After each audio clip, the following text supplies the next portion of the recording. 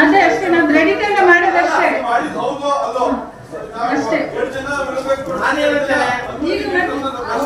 ಅದರಲ್ಲಿ ಏನಾದ್ರು ಖಂಡಿತ ಎಲ್ಲ ನಿಮ್ಗೆ ಚೇಂಜಸ್ ಏನಿದ್ರೆ ನಾವು ಹಾಕಿರೋ ಚೇಂಜಸ್ ಇದ್ರೆ ನಗರಸಭೆ ಅವರಿಗೆ ತಪ್ಪು ಮಾಹಿತಿ ಕೊಟ್ಟಿದ್ದಾರೆ, ಅದನ್ನ ಸಂಬಂಧಪಟ್ಟ ಇಲಾಖೆ ನೋಡ್ಬೇಕಿತ್ತು. ಸಾಕ್ಷಿ ನಾವು ಮಧುಮುಲ್ಲ ಅವರ ಎದುರಿಗೆ ಅಳತೆ ಮಾಡಿದ್ರು. ಅಲ್ಲ ರೀ, ಇದು ದೃಢೀಕರಣ ಬಂದದ್ರಿ, ದೃಢೀಕರಣ ಬಂದರೆ ಪ್ರಾಧಿಕಾರದಿಂದ ಕಳಿಸಿದ್ದೆಲ್ಲ ನಾವು ದೃಢೀಕರಣ ತಂದಿದ್ದೇವೆ. ಅಲ್ಲ, ಈ ವಿಷಯದಲ್ಲಿ ಚರ್ಚೆ ಮಾಡೋ ಅವಶ್ಯಕತೆ ನನಗಿಲ್ಲ ಅಂತ ಅಲ್ಲ ರೀ, ಬಹುಮತದಿಂದ ನಿರ್ಣಯ ಆಗಿದ್ದಲ್ಲ, ನೀವು ಮತ್ತೆ ಅದನ್ನೇ ನೀವು ಇದು ಮಾಡ್ತಿದ್ದೀರಲ್ಲ, ಸುಮ್ಮನೆ ಟೈಮ್ ವೇಸ್ಟ್ ಮಾಡ್ತಿದ್ದೀರಿ.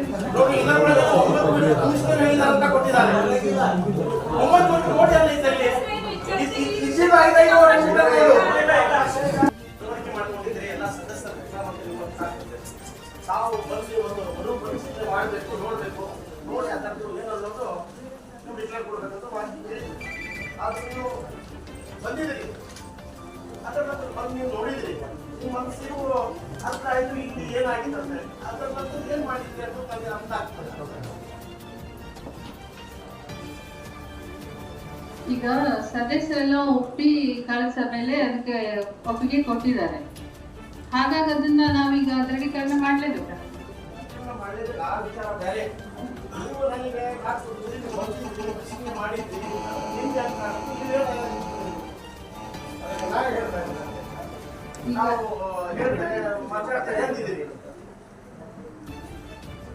ಈಗ ಸಭೆಯಲ್ಲಿ ಚರ್ಚೆ ಆಗಿ ಈಗ ದೃಢೀಕರಣ ಬಂದಿದೆ, ಈಗ ಮತ್ತೆ ಆ ವಿಷಯ ಚರ್ಚೆ ಮಾಡಿದಲ್ಲ, ನಿಮ್ಗೆ ಏನು ಇದೆ